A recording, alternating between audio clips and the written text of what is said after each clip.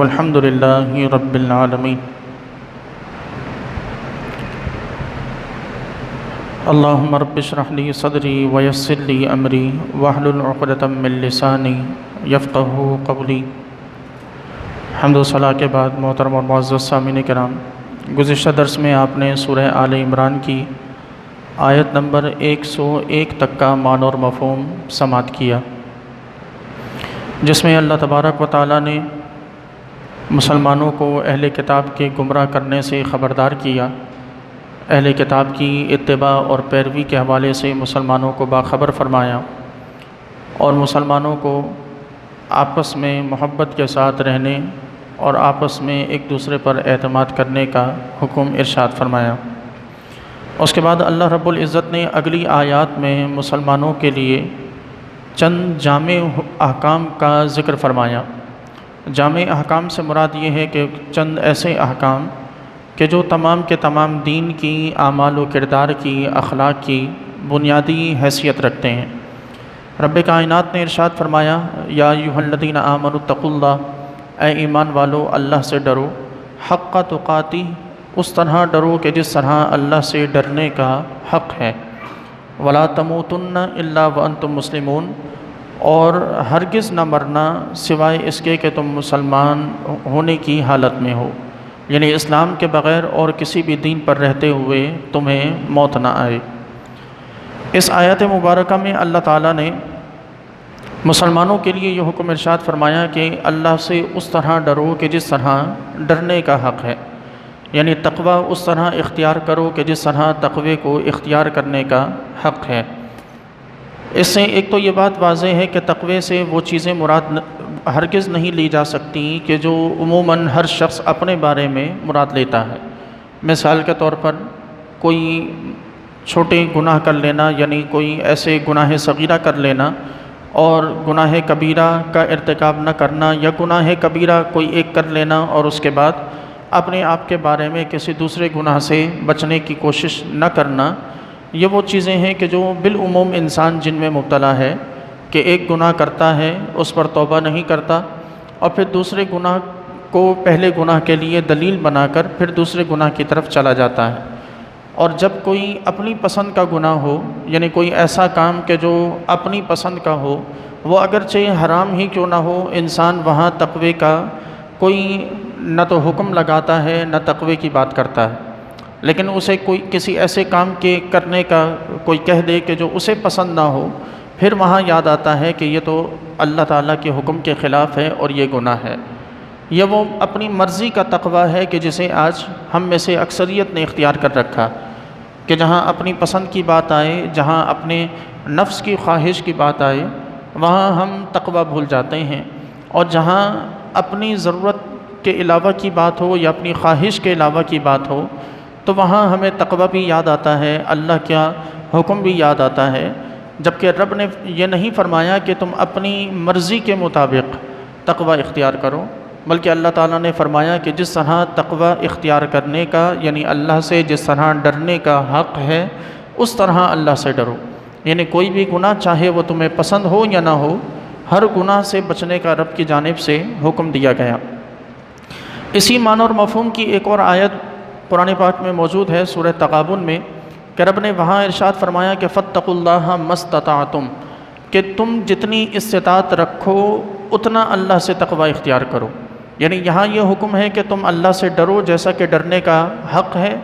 اور دوسری جگہ ارشاد فرمایا ہے کہ تم اللہ سے اتنا تقوی اختیار کرو کہ جتنی تم استطاعت رکھتے ہو۔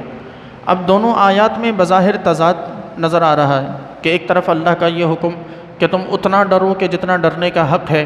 اور دوسری طرف یہ حکم کہ تم اتنا ڈرو کہ جتنی تم استطاعت رکھو، تو بظاہر ایسا محسوس ہوتا ہے کہ دونوں آیات ایک دوسرے کے معارض، یعنی ایک دوسرے کے مخالف ہیں، جبکہ ایسا ہرگز نہیں، بلکہ دونوں آیات ایک دوسرے کے مخالف نہیں، ایک دوسرے کے موافق ہیں، اور وہ اس طرح کہ اللہ نے یہ جو حکم ارشاد فرمایا کہ تم اتنا ڈرو کہ جتنا اللہ سے ڈرنے کا حق ہے، تو یہ اللہ سے ڈرنے کا حق کا جس کا اللہ تعالیٰ نے حکم دیا ہے، یہ بھی انسان کی استطاعت میں ہی ہے،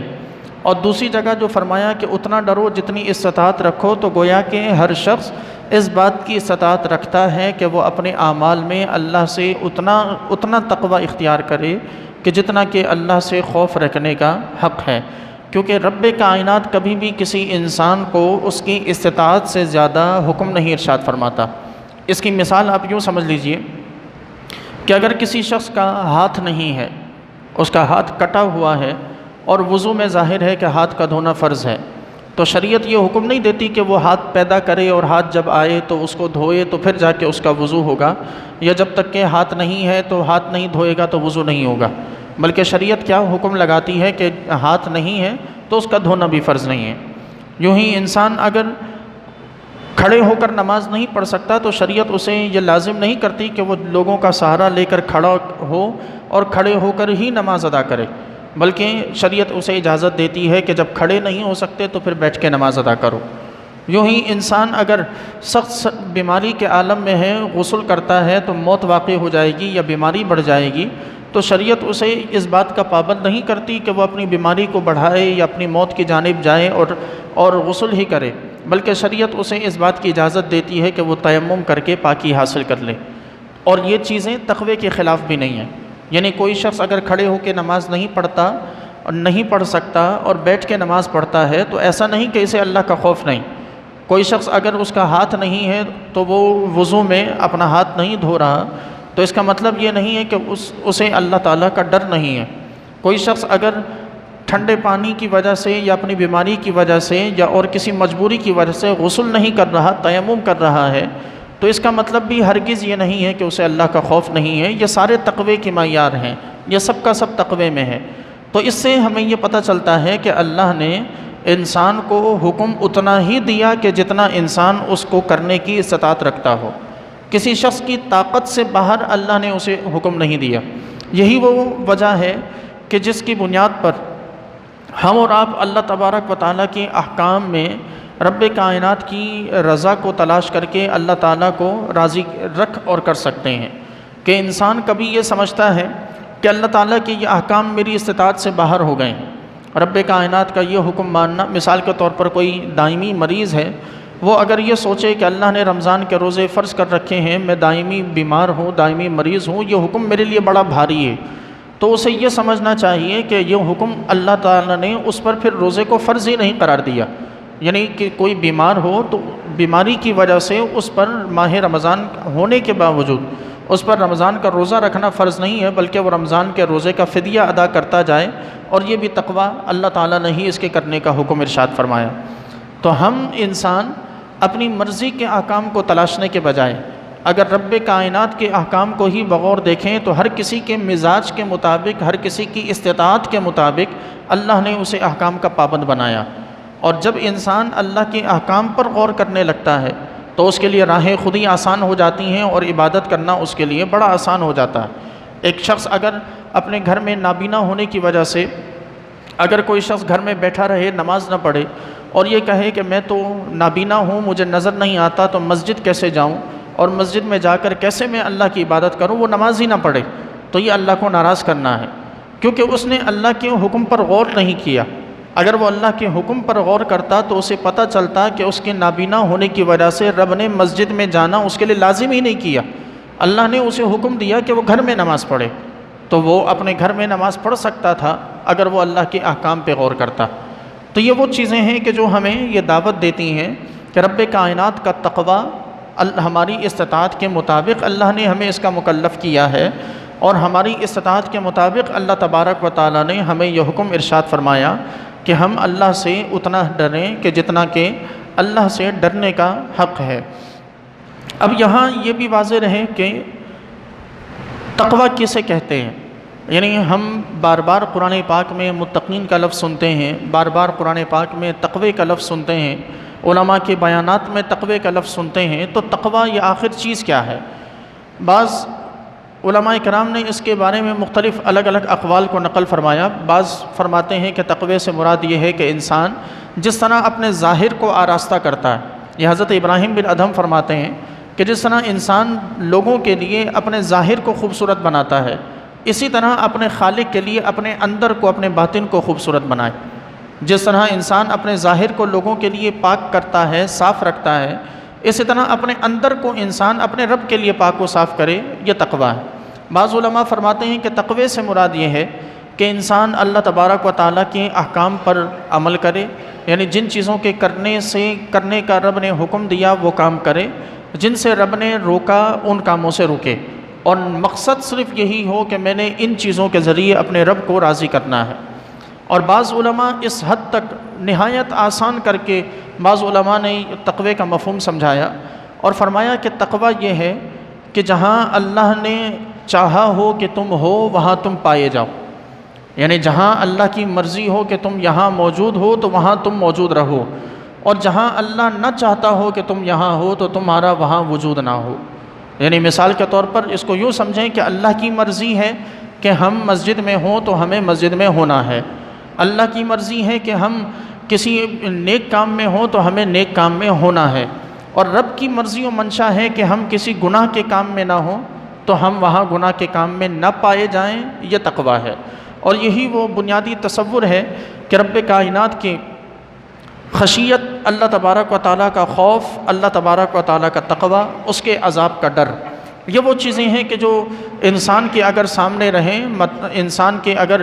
نگاہوں میں رہیں تو انسان ان تمام چیزوں سے، ان تمام احکام سے واقف بھی رہتا ہے اور ان پر عمل بھی کرتا ہے۔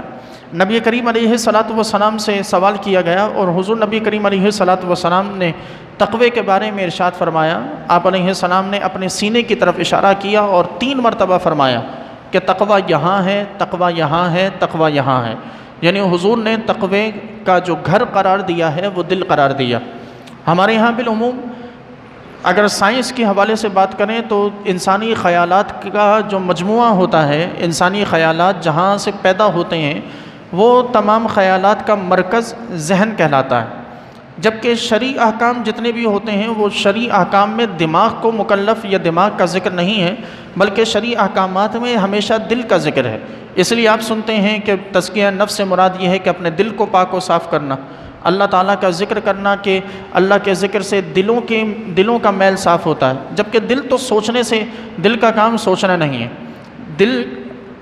محض ایک خون کا ایک لوتھڑا ہے، دل میں محض جذبات پیدا کیے جا سکتے ہیں، محض جذبات ہو سکتے ہیں، لیکن سوچنا، فیصلہ کرنا، یہ تمام چیزیں دماغ کا کام ہوتی ہیں۔ شریعت کیوں بار بار انسان کو دل کی جانب لے کر جاتی ہے؟ اس کی وجہ یہ ہے کہ انسان کے جو بیشتر اور جو بیسک جو جذبات ہوتے ہیں ان کا منبع اور ان کا مرکز دل ہوتا ہے۔ محبت، نفرت، خوف، یہ تمام تر چیزیں دل سے ہوتی ہیں۔ رب کائنات اپنے احکام کا پابند انسان کو یوں نہیں بنانا چاہتا کہ اللہ تبارک و تعالیٰ کے احکام انسان کے دل میں نہ آئیں، یعنی محبت پیدا نہ ہو اور خوف نہ ہو، بلکہ انسان محض عقل کے ترازو پر تولتا ان احکام پہ عمل کرے یا اللہ کے احکام سے روگردانی کرے، بلکہ اللہ تبارک و تعالیٰ کا جو مرکز ہے، اللہ تعالیٰ کا جو مقصد ہے، وہ مقصد انسانی دل میں اپنی محبت کو پیدا کرنا، انسانی دل میں اپنے خوف کو پیدا کرنا۔ یہ وہ 2 چیزیں ہیں، خوف اور محبت، یہ وہ 2 چیزیں ہیں کہ جن کا مرکز دماغ نہیں دل ہوتا ہے۔ اس کی مثال آپ یوں سمجھ لیجئے کہ کوئی بھی اگر اچانک کوئی چیز ہمارے سامنے آ جائے کہ جو ہمیں چونکا دے، تو اس چونکا دینے کا جو اثر ہوتا ہے وہ اثر دماغ پر نہیں ہوتا بلکہ دل کی دھڑکن تیز ہوتی ہے، اور انسان خوف کی وجہ سے اس کے دماغ کی رگیں نہیں پھٹتی بلکہ دل دہل جاتا ہے۔ یہ وہ چیز ہے کہ جو بتاتی ہے کہ انسان کی جذبات کا جو مرکز ہے وہ دل ہے، اور اللہ تعالیٰ نے اسی وجہ سے شرعاً دل کو ٹارگٹ کیا ہے، اور انسان کو بار بار اپنے دل کو پاک و صاف رکھنے کا اللہ تبارک و تعالیٰ نے حکم ارشاد فرمایا۔ حضور حضرت ابو ہریرہ رضی اللہ تعالیٰ سے روایت ہے، فرماتے ہیں کہ نبی کریم علیہ السلام نے ارشاد فرمایا کہ مجھ سے نصیحتیں کون حاصل کرے گا؟ حضرت ابو ہریرہ نے عرض کی یا رسول اللہ صلی اللہ علیہ وسلم میں حاضر ہوں۔ فرماتے ہیں کہ حضور نے میرا ہاتھ پکڑا اور مجھے نصیحتیں گنوائیں اور فرمایا کہ حرام کاموں سے بچو، تم سب سے زیادہ عبادت گزار ہو جاؤ گے۔ یعنی عبادت گزار ہونے کا جو آسان طریقہ ہے وہ یہ کہ حرام کاموں سے بچو۔ پھر فرمایا کہ اللہ کی تقسیم پر راضی رہو، رب کائنات نے جو کچھ تمہیں دیا اس پہ راضی رہو، جو اللہ نے تمہیں نہ دیا تم اس پر بھی راضی رہو، تم غنی یعنی لوگوں سے بے نیاز ہو جاؤ گے۔ پھر فرمایا کہ اپنے پڑوسی کے ساتھ حسن سلوک کرو، کیونکہ پڑوسی کے ساتھ حسن سلوک کرنے سے تم مومن کامل ہو جاؤ گے، اب وجہ کیا ہے کہ پڑوسی کے ساتھ حسن سلوک کرنے سے انسان مومن کامل بنے؟ کیونکہ پڑوسی کی جانب سے انسان کو خیر کا بھی سامنا کرنا پڑتا ہے، شر کا بھی سامنا کرنا پڑتا ہے۔ پڑوسی لازمی نہیں ہے کہ ہمیشہ ہر پڑوسی انسان کا اچھا ہو، بسا اوقات پڑوسی ایسے بھی ہوتے ہیں کہ جن کی جانب سے انسان کو شر پہنچتا ہے۔ ہمیں کس بات کا پابند کیا گیا کہ ہم کسی پڑوسی سے خیر پہنچے یا شر پہنچے، ہم اس کے ساتھ حسن سلوک کریں۔ اس میں جب انسان خیر کے بدلے میں حسن سلوک کرے گا تو یہ یوں سمجھیے کہ احسان کا بدلہ احسان یا رب کی شکر گزاری، اور اگر انسان شر کے بدلے میں حسن سلوک کرے گا تو یہ مصیبت پر صبر اور پھر حسن سلوک۔ یہ بھی اللہ تبارک و تعالیٰ کے احکام کے عین مطابق۔ تو فرمایا کہ جب پڑوسی کے ساتھ حسن سلوک کرو تاکہ تم مومن کامل ہو جاؤ۔ پھر فرمایا کہ لوگوں کے لیے وہی پسند کرو جو اپنے لیے پسند کرتے ہو، تم کامل مسلمان ہو جاؤ گے۔ پھر فرمایا کہ زیادہ نہ ہنسا کرو کیونکہ زیادہ ہنسنے سے دل مردہ ہوتے ہیں۔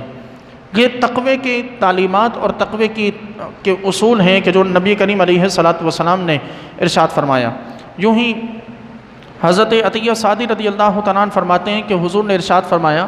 کہ کوئی شخص اس وقت تک متقین میں شمار نہیں ہوگا جب تک کہ کسی کام کو، کسی خدشے والے کام کو اس ڈر سے نہ چھوڑ دے کہ کہیں یہ گناہ نہ ہو۔ یعنی کوئی ایسا کام کہ جس کے بارے میں اسے پتہ نہ ہو کہ اس کے کرنے پر گناہ ہے یا نہیں، انسان اللہ کی رضا کی خاطر احتیاط کرتے ہوئے اس کام کو چھوڑ دے۔ یہ تقوی کا سب سے بنیادی مرکز ہے کہ جس کے بارے میں حضور نے ارشاد فرمایا تھا کہ حلال وہ ہے کہ جو ظاہر ہے، حرام وہ چیزیں ہیں کہ جو ظاہر ہیں، ان دونوں کے درمیان جو چیزیں ہیں وہ مشتبہ ہیں کہ جن کا بہت سے انسانوں کو معلوم نہیں، اور متقی وہ ہے کہ جو ان مشتبہ چیزوں سے اپنے آپ کو بچا کے رکھے۔ پھر آپ یہاں ہمارے لیے یہ بھی سمجھنے کی ضرورت ہے کہ رب کائنات نے اس آیت میں ارشاد فرمایا کہ وَلَا تَمُوتُنَّ إِلَّا وَأَنْتُمْ مُسْلِمُونَ، کہ تم صرف اور صرف ایمان کی حالت میں یعنی مسلمان حالت میں ہی مرنا۔ اب رہا یہ سوال یہاں پر کہ انسان مکلف کیسے، کہ تم اللہ تعالیٰ نے ارشاد فرمایا کہ تم ایمان کی حالت میں ہی مرنا، اس کے سوا اور کسی حالت میں نہ مرنا، جبکہ یہ بھی واضح ہے کہ انسان کو اللہ تبارک و تعالیٰ نے با اختیار بنایا ہے۔ تو یہاں اللہ تعالیٰ کا یہ حکم کیسے ثابت آتا ہے کہ انسان سے اللہ تبارک و تعالیٰ نے فرمایا کہ صرف ایمان کی حالت میں مرنا؟ یہ تو اختیار تو نہ ہوا۔ تو اس کا مطلب یہ ہے اس آیت مبارکہ کا کہ رب کائنات نے یہ ارشاد فرمایا کہ اگر تم ایمان کی حالت میں اور کسی دین پر اگر مرے تو پھر کامیابی نہیں ہے۔ کامیابی چاہتے ہو تو پھر تمہارے لیے ایمان کی حالت میں موت ضروری ہے، اور ایمان کی حالت میں مرنا انسان کے بس کی بات ہے۔ اس کی وجہ یہ ہے کہ انسان اگر سارا کا سارا اپنی ساری زندگی ایمان پر پختگی کی حالت میں اور اخلاص کی حالت میں گزار دے تو ناممکن سی بات ہے کہ اللہ تعالیٰ اسے پھر موت کے وقت میں رب کائنات اس کے ایمان کو ضائع کر کے اس سے کفر صادر کروا دے۔ کیونکہ نبی کریم علیہ السلام کی ایک اور حدیث مبارکہ ہے کہ جس میں حضور نے ارشاد فرمایا کہ اللہ تبارک و تعالیٰ، بہت سے لوگ ایسے ہیں کہ جو ساری زندگی نیک اعمال کرتے ہیں، جنتیوں والے اعمال کرتے ہیں، یہاں تک کہ ان کے اور جنت کے درمیان ایک ہاتھ کا فاصلہ رہ جاتا ہے۔ پھر اچانک کیا ہوتا ہے کہ موت سے پہلے وہ دوزخیوں جہنمیوں والے اعمال میں مبتلا ہو جاتے ہیں اور جہنمیوں والے کام کرتے کرتے وہ مر جاتے ہیں۔ فرمایا کہ بہت سے لوگ ایسے ہوتے ہیں کہ جو ساری زندگی جہنمیوں والے کام کرتے ہیں، گناہ کے کام کرتے ہیں، لیکن کیا ہوتا ہے کہ ان کے اور جہنم کے درمیان ایک ہاتھ کا فاصلہ رہ جاتا ہے، لیکن جب موت کا وقت آتا ہے تو موت سے کچھ لمحات پہلے ہی انہیں توبہ کی توفیق نصیب ہو جاتی ہے اور وہ جنتیوں والے عمل کرتے کرتے مر جاتے ہیں۔ اب ایک طرف ہم یہ حدیث رکھیں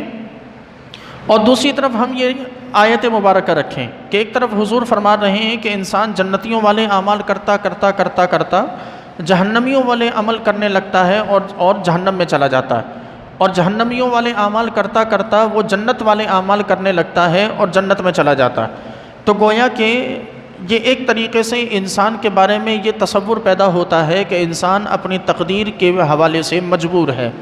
یہاں یہ یاد رکھیں کہ انسان اپنی تقدیر کا مجبور نہیں ہے، انسان پر جبر کوئی نہیں، انسان با اختیار ہے۔ یہ ایک گمراہ فرقہ تھا کہ جس کا نام فرقہ جبریہ تھا، کہ جس کے نزدیک یہ عقیدہ تھا کہ جو کچھ اللہ نے لکھ دیا انسان مجبور ہے کہ وہی کرے،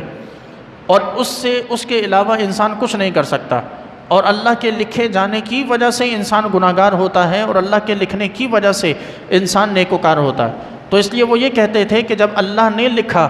کہ یہ نیک ہے تو اس بندے میں اس کا کیا کمال، رب اسے پھر جنت میں کیوں داخل کر رہا ہے؟ اور جب اللہ نے لکھا کہ یہ بدکار ہے، سیاہکار ہے، اور وہ اللہ کے لکھنے کی وجہ سے جہنم میں جا رہا ہے، تو کیوں جا رہا ہے کہ اس میں اس کا تو کوئی قصور نہیں، رب نے لکھا تھا کہ وہ گناہگار ہے اس لیے وہ گناہگار ہوا۔ تو یہاں ہمیں یہ سمجھنے کی ضرورت ہے کہ ہم اہل سنت و جماعت کا متفقہ عقیدہ یہی ہے کہ تقدیر کا انسان کسی بھی طور پر تقدیر کے حوالے سے مجبور نہیں ہے۔ تقدیر اور انسان کا تعلق کیا ہے؟ تقدیر اور انسان کا تعلق یہ ہے کہ کسی انجینئر نے پل بنایا، ہمارے یہاں برجز بنائے جاتے ہیں، کسی انجینئر نے کوئی برج بنایا، اور برج بنانے کے بعد اس انجینئر نے ایک سرٹیفکیٹ تیار کر کے دیا اور کہا کہ میں یہ سرٹیفکیٹ دیتا ہوں کہ یہ برج جو ہے 10 سال تک نہیں گرے گا، یہ برج میں سرٹیفکیٹ دیتا ہوں کہ یہ برج 10 سال تک نہیں گرے گا۔ اب اس کے سرٹیفکیٹ کی وجہ سے تو برج قائم نہیں ہے کہ اس نے لکھ دیا تو برج اس لیے کھڑا ہوا ہے، ایسا تو ہرگز نہیں ہے نا کہ اس نے کاغذ پہ لکھا ہے تو اس کے لکھنے کی وجہ سے برج کھڑا ہوا ہے، بلکہ کیا تھا کہ اس نے برج بنایا ہے، اسے معلوم ہے کہ کتنا عرصہ ٹکا رہے گا، اس لیے اس نے لکھ کے دے دیا کہ میں نے بنایا، مجھے پتہ ہے کہ 10 سال تک کھڑا رہے گا اور 10 سال تک اس برج کو کوئی خطرہ نہیں ہے۔ رب، انسان اور تقدیر کا معاملہ ایسا ہی ہے۔ اللہ نے انسان کو پیدا کیا، رب اس انسان کے بارے میں جانتا ہے کہ اس نے نیکوکار بننا ہے یا سیاہکار بننا ہے، اور اللہ نے اسے لکھ دیا کہ یہ ہم نے لکھ دیا ہے کہ یہ انسان نیک بنے گا، یہ لکھ دیا کہ یہ انسان بدبخت بنے گا، ہم نے یہ لکھ دیا کہ یہ جنتی ہے، یہ لکھ دیا کہ جہنمی ہے۔ اب اللہ کے لکھنے کی وجہ سے کوئی جنتی یا جہنمی نہیں ہو رہا، بلکہ اللہ کی ہم مخلوق ہیں، اسے اس لیے پتہ ہے کہ ہم نے کیا کرنا ہے، تو اس لیے اس نے اسے ان تمام معاملات کو لکھ دیا ہے۔ یہی نہایت ہی آسان طریقہ ہے اس تقدیر کو سمجھنے کا۔ جبر کا کیا مطلب ہوتا ہے؟ لوگ جو کہتے ہیں کہ انسان مجبور ہے، تقدیر میں جو لکھا ہے بس وہی ہو کے رہے گا، اور تقدیر میں لکھے ہونے کی وجہ سے انسان نیک ہوتا ہے یا بد ہوتا ہے، اس کو آپ دوسرے الفاظ میں اور دوسری مثال میں یوں سمجھیں کہ مجبور انسان کسے کہتے ہیں؟ مجبور انسان وہ ہوتا ہے کہ ایک شخص اپنی بیوی کو طلاق نہیں دینا چاہتا، اس کی کن پٹی پر گن رکھی گئی اور اسے کہا گیا کہ طلاق دو، اس نے طلاق دی، یہ ہے مجبور۔ اب اگر انسان اعمال میں مجبور ہوتا تو وہاں کیا ہوتا کہ مثال کے طور پر ہم میں سے کوئی شخص سچ بولنا چاہتا، اپنی زبان سے وہ سچ بولنا چاہتا، اچانک کوئی مخلوق اس پہ سرایا کوئی چیز آتی کہ جو اس کی زبان سے جھوٹ نکلوا دیتی، کیونکہ تقدیر میں لکھا ہوا، یہ تھی مجبوری۔ جبکہ انسان کے سامنے دونوں راستے ہیں، کوئی چیز مجبور نہیں کر رہی کہ تم نے سچ بولنا ہے، یا کوئی چیز مجبور نہیں کر رہی کہ تم نے جھوٹ بولنا۔ انسان با اختیار ہے، وہ چاہے تو سچ بولے چاہے تو جھوٹ بولے، لیکن اللہ کو معلوم ہے کہ یہ انسان سچ بولے گا، تو اس لیے رب نے لکھ دیا کہ یہ سچا ہے۔ اب یہاں کوئی انسان اگر چوری کرنے جا رہا ہے تو ایسا کوئی نہیں کہ رب کائنات کی جانب سے کوئی فرشتہ مقرر کر دیا گیا ہو کہ یہ فلاں شخص چوری کرنے جا رہا ہے، وہ چوری کرنے کے لیے وہ گھر کے اندر گھسا، فرشتے نے اسے اٹھایا، گھر کے باہر چھوڑ دیا کہ نہیں ہے میں نے تمہیں چوری نہیں کرنے دینی کیونکہ اللہ نے لکھا ہوا ہے تم چور نہیں۔